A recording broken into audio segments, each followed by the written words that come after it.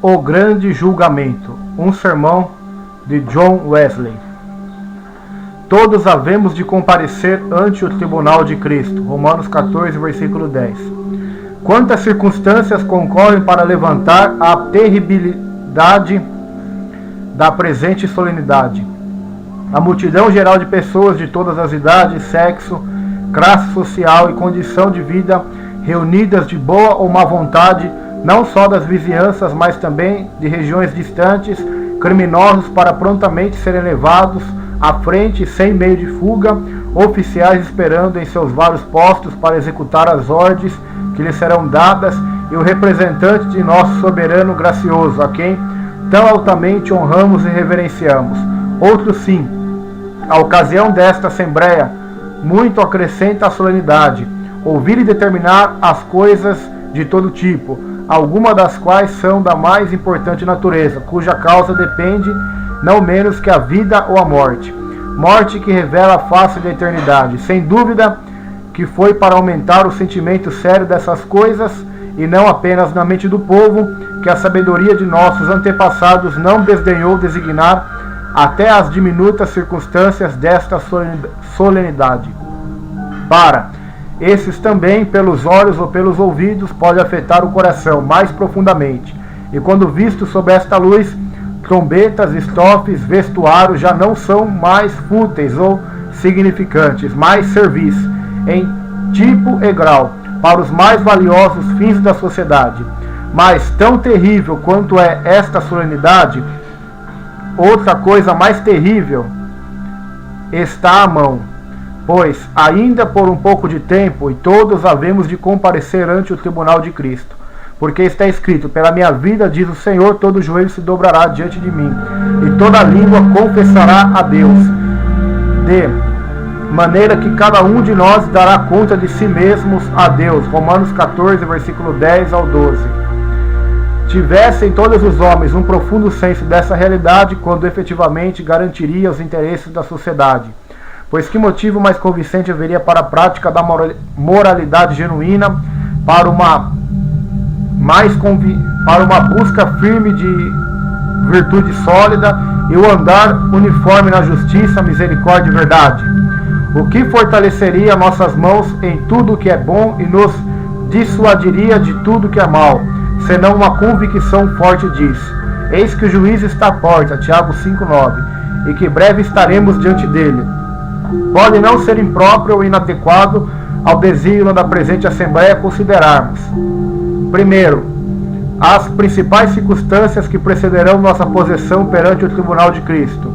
Segundo, o próprio julgamento. Terceiro, algumas circunstâncias que o seguirão. Primeiro, consideremos primeiramente as principais circunstâncias que precederão nossa posição perante o tribunal de Cristo. Deus mostrará sinais na terra, particularmente ele se levantará para assombrar a terra. Isaías 9:12. De todo vacilará a terra como ébrio, e será movida e removida como a choça de noite.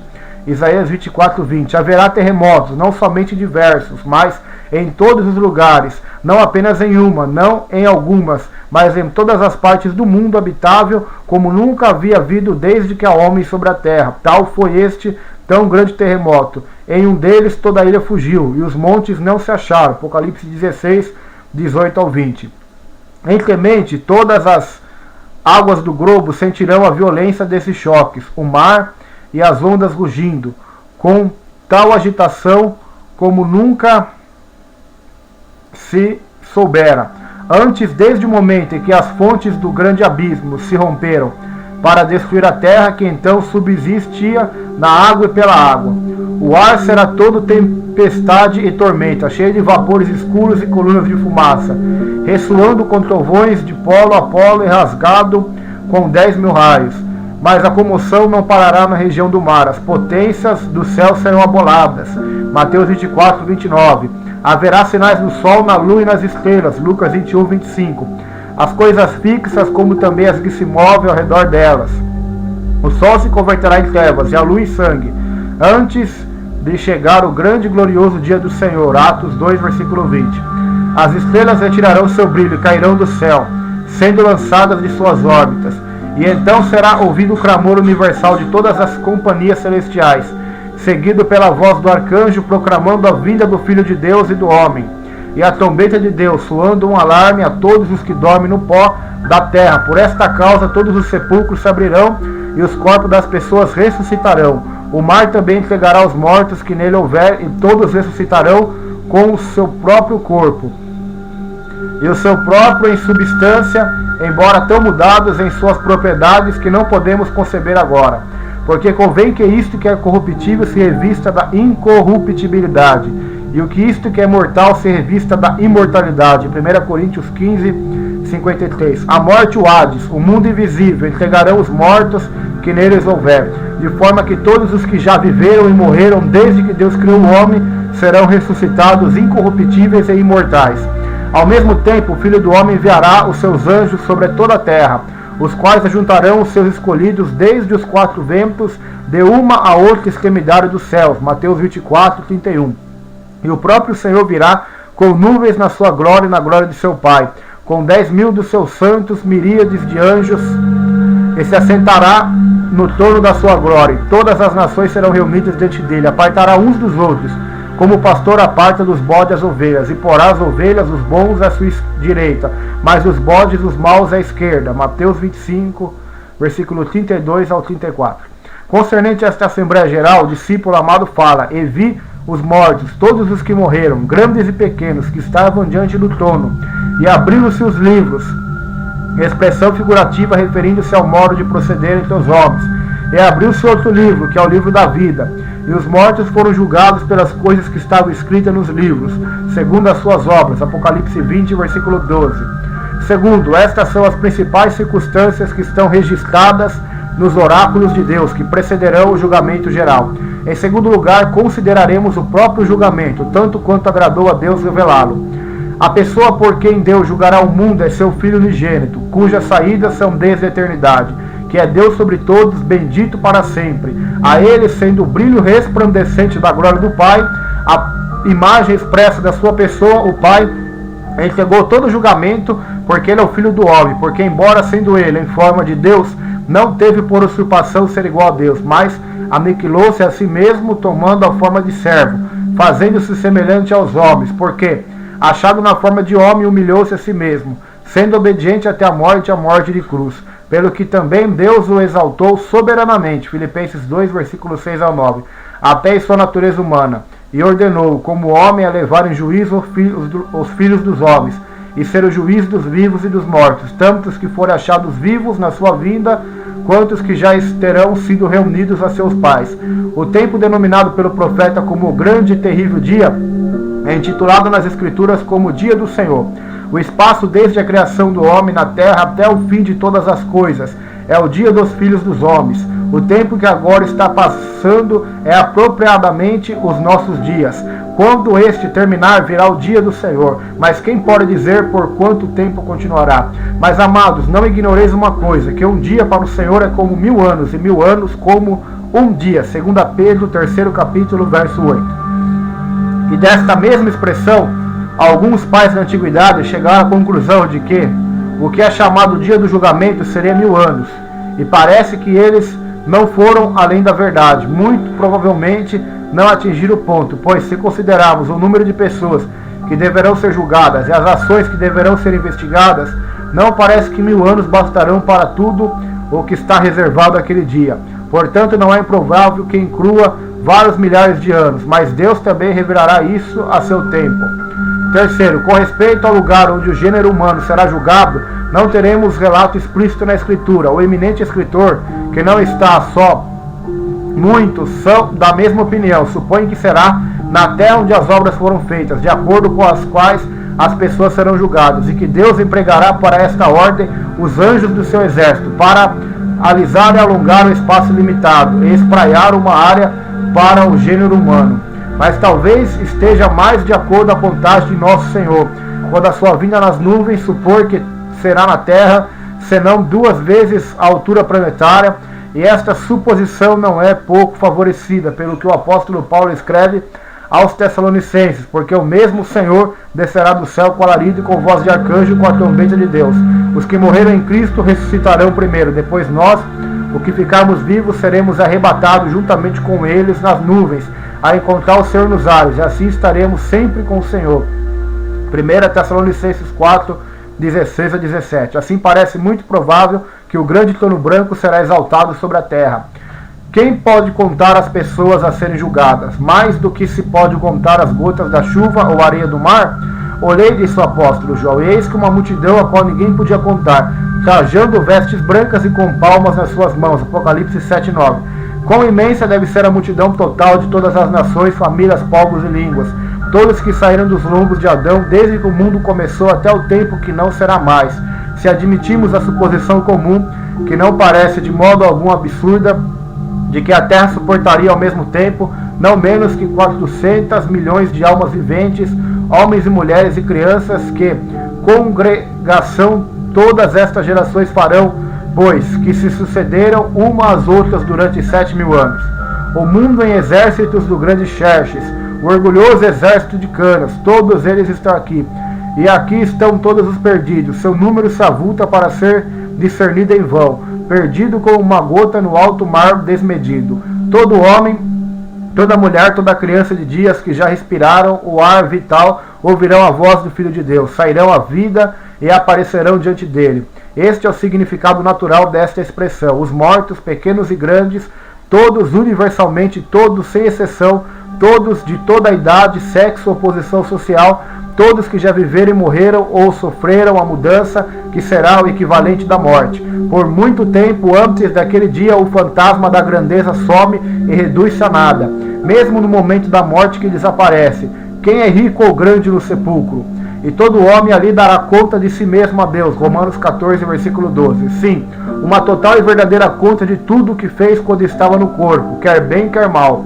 Nem só todas as ações de todos os filhos dos homens serão levadas à contemplação pública, mas todas as palavras, toda palavra ociosa que os homens disserem, hão de dar conta no dia do juízo. De modo que por tuas palavras, como também por tuas obras, será justificado, e por tuas palavras será condenado. Mateus 12, versículo 36 e 37. Então, Deus não trará à luz cada circunstância que acompanhou cada palavra ou ação. E se não alterou a natureza, pelo menos diminuiu ou aumentou a bondade ou maldade delas. E o quanto isto lhe é fácil, pois está perto de nossa cama e em volta de nosso caminho, e espia tudo o que fazemos. Sabemos que a escuridão não é escura para ele, mas a noite resplandece como o dia. Salmo 139, versículo 12. Ele trará à luz as obras ocultas das trevas e até os pensamentos entende do coração. E não é de admirar, pois ele esquadrinha todos os corações e entende todas as imaginações e os pensamentos. Todas as coisas estão nuas e patentes aos olhos daquele com quem temos de tratar. Hebreus 4, versículo 3. O inferno e a perdição estão perante o Senhor, quanto mais o coração dos filhos dos homens. Provérbios 15, 11. Naquele dia será revelado cada obra interior de toda a alma humana, cada apetite, paixão, inclinação, afeto, com suas várias combinações, com cada temperamento e disposição que constitui o caráter complexo de cada indivíduo. Assim estará claro e infalivelmente visto quem era justo e quem era injusto, e em que grau cada ação, pessoa ou caráter era ou boa ou má. Então dirá o rei aos que estiverem à sua direita: vinde benditos de meu pai, porque tive fome e deste-me de comer, tive sede e deste-me de beber, era estrangeiro e hospedaste-me, estava nu e vestiste-me. Mateus 25, versículo 34 a 36. Da mesma forma, todo o bem que eles fizeram na terra será recitado diante dos homens e dos anjos. Tudo o que eles tinham feito em palavra ou ação, no nome ou no interesse do Senhor Jesus. Todos os desejos, intenções e pensamentos bons e todas as disposições santas também serão lembradas. Parece que, embora fossem desconhecidos ou estivessem esquecidos entre os homens, Deus os anotou em seu livro.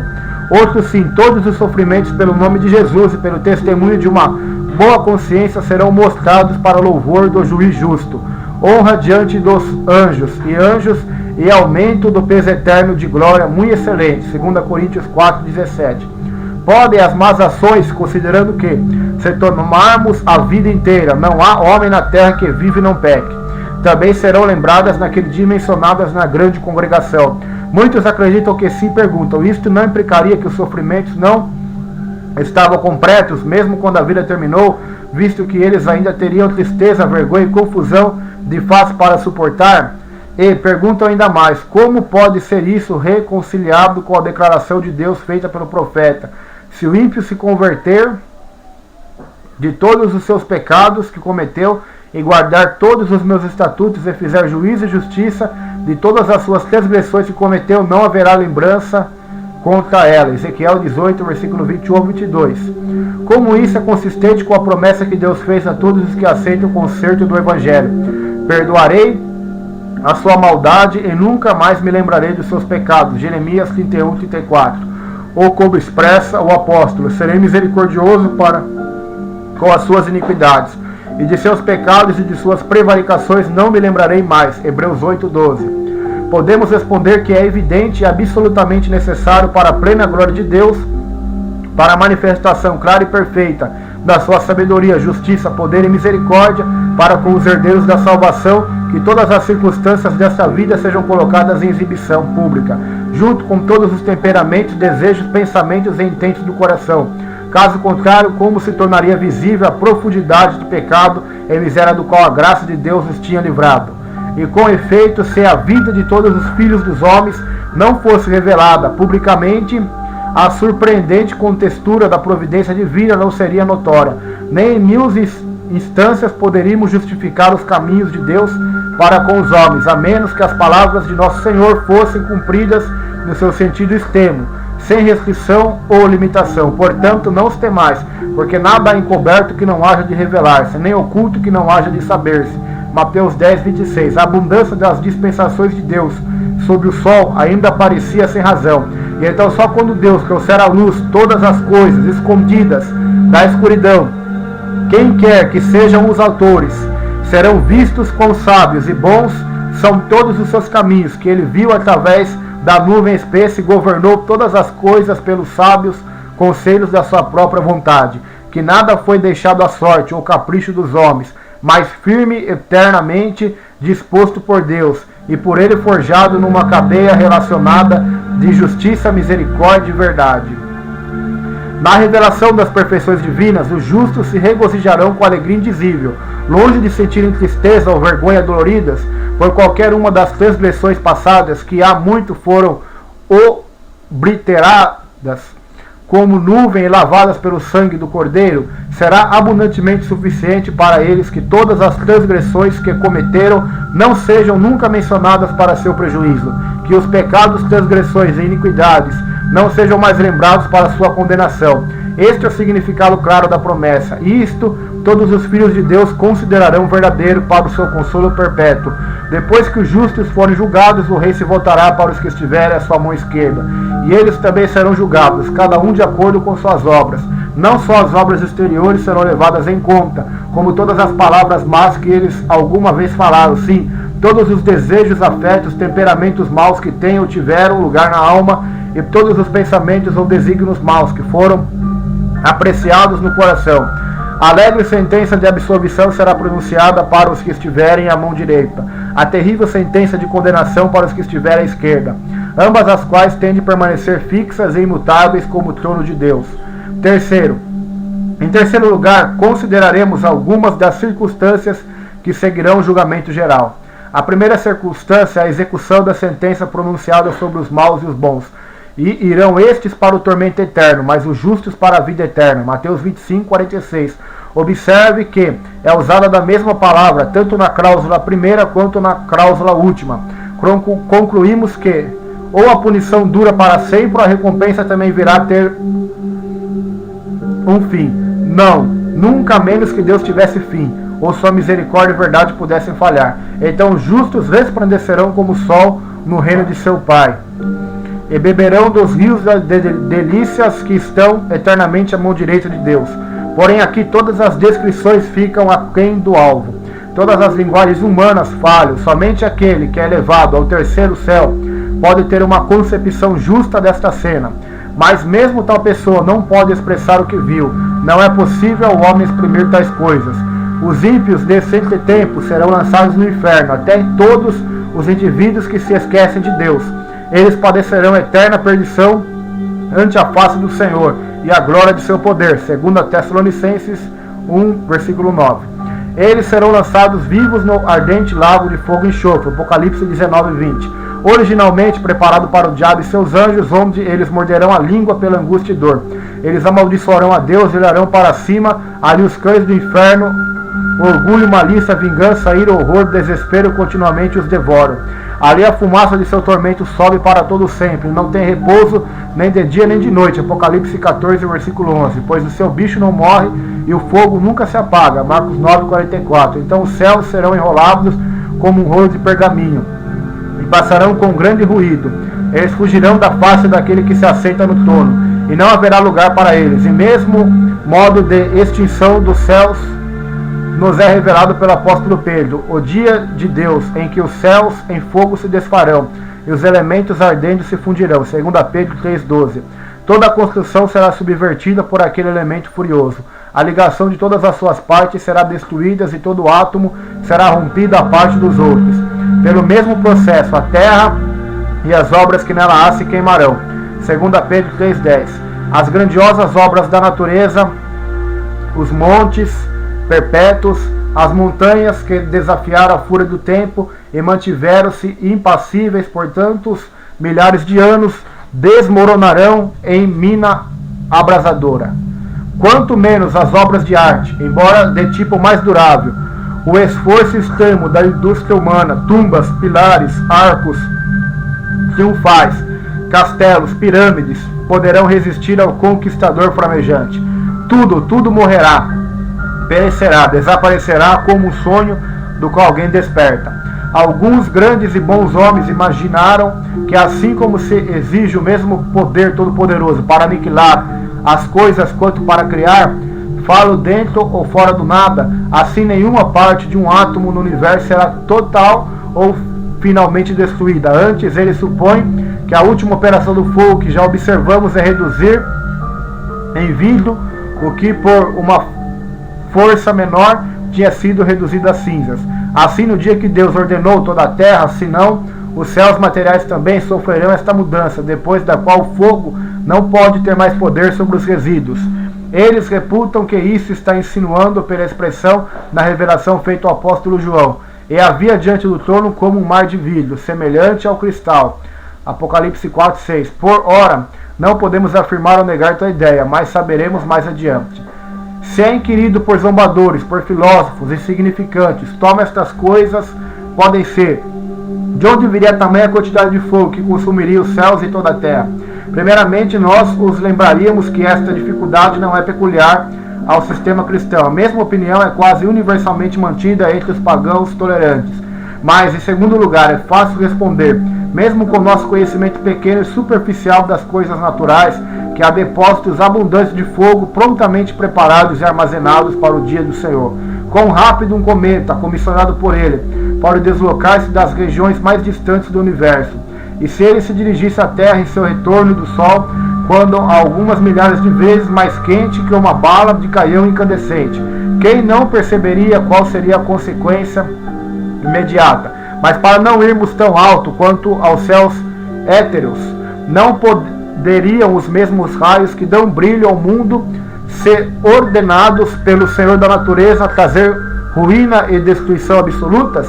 Ou para não irmos mais longe que o próprio globo, quem sabe que enormes reservatórios de fogo líquido estão contidos de século em século nas entranhas da terra? Etna, Hecla, Vesúvio e todos os outros vulcões que arrojam chamas e brasas de fogo, que são eles, senão as provas e bocas dessas fornalhas ardentes.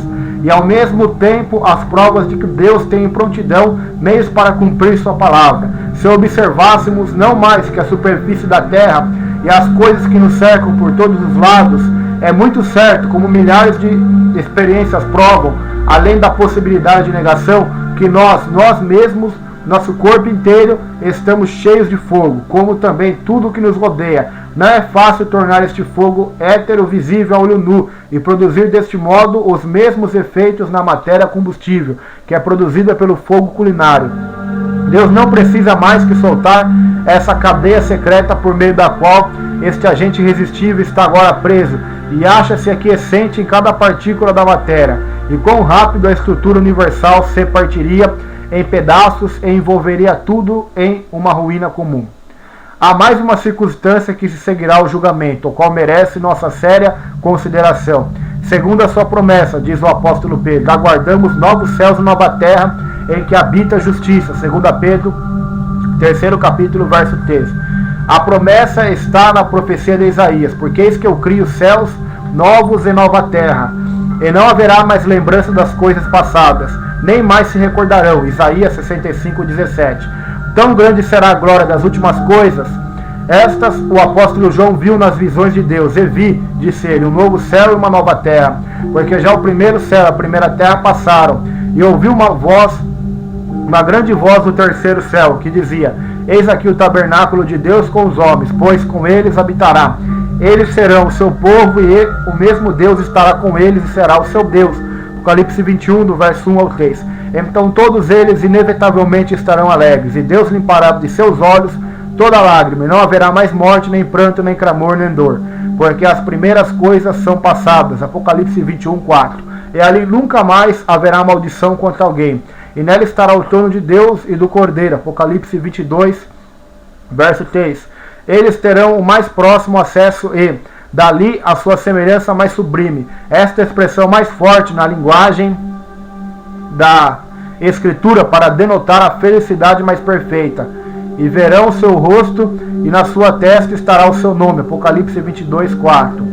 Eles serão abertamente reconhecidos como propriedade de Deus, e sua natureza gloriosa brilhará visivelmente neles. E ali não haverá mais noite, não necessitarão de lâmpada nem de luz do sol, porque o Senhor Deus os alumia, e reinarão para todos sempre. Apocalipse 22, 5.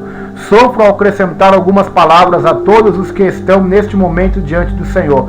Ao longo do dia vocês não manteriam em mente que um dia mais terrível está vindo. Que grande assembléia é esta? Mas o que é para aquele que todo olho verá? Esta assembléia geral de todos os filhos dos homens que já viveram na face da terra. Alguns estarão diante do tribunal nesse dia para serem julgados quanto às acusações, e agora estão reservados na prisão, talvez em cadeias, até que sejam levados a julgamento e condenados. Porém, cada um de nós, eu falo a vocês que ouvem, dará conta de si mesmo a Deus.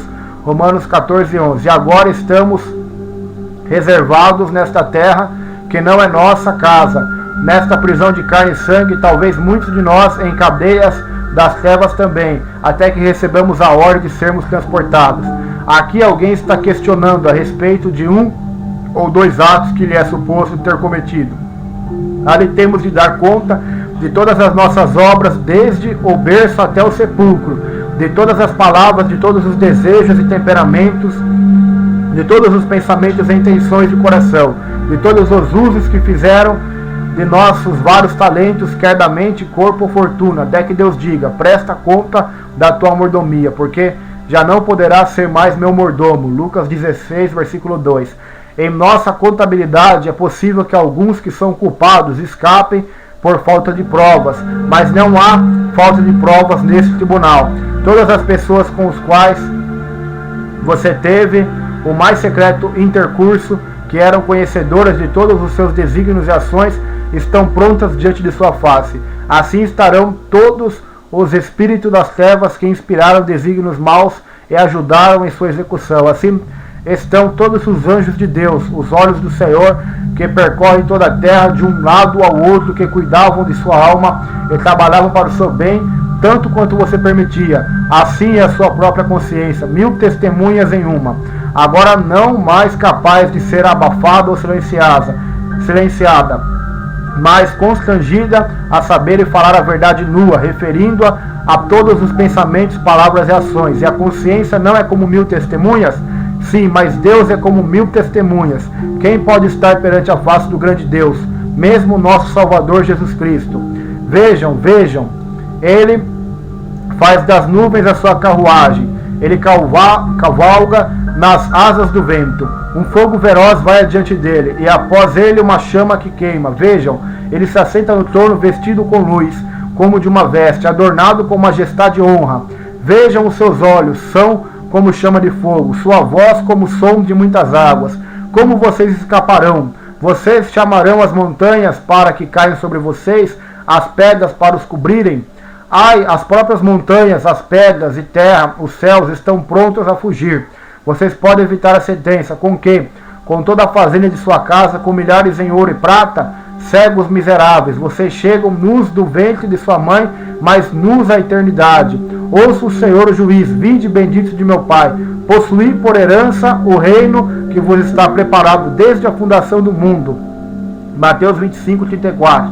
Som jubiloso, quando é extensamente diferenciado daquela voz que ecoa pela expansão do céu. Apartai-vos de mim, malditos, para o fogo eterno, preparado para o diabo e seus anjos. Mateus 25, 41. E quem pode evitar ou retardar a plena execução de qualquer uma das sentenças?